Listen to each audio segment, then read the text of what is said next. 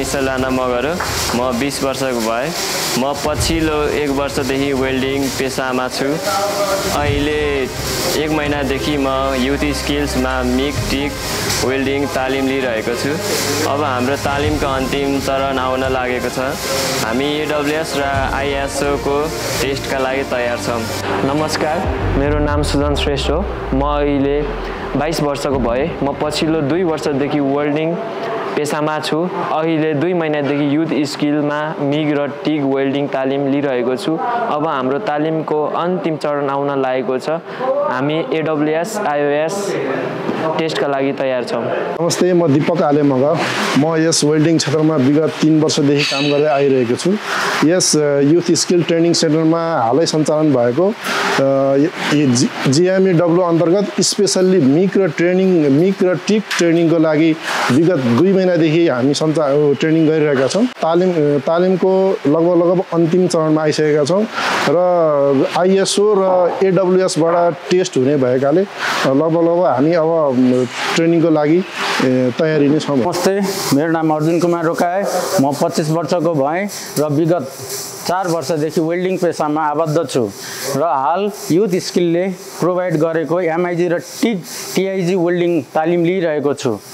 विगत 2 महिनादेखि म यस तालिममा आबद्ध छु र अब हाम्रो तालिम चरणको अन्तिम क्षण आइरहेको हुँदा हामी चाहिँ AWS र ISO टेस्टका लागि तयार हुँदै छौं हस्त धन्यवाद Hello, my name is Harminder Khatri.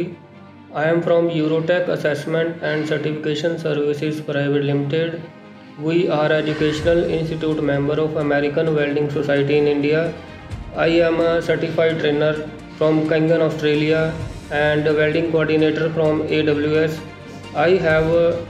20 plus years of experience in welding field. I work many multinational companies in India. I am very happy to see the Nepali students. They are very much interested in welding training. I truly believe this group perform very well in any industry and any condition. Thank you. करिब 74.5% नेपाली दाजुभाइ तथा दिदीबहिनीहरू वैदेशिक रोजगारमा छन् जो चाहिँ सिप नभएका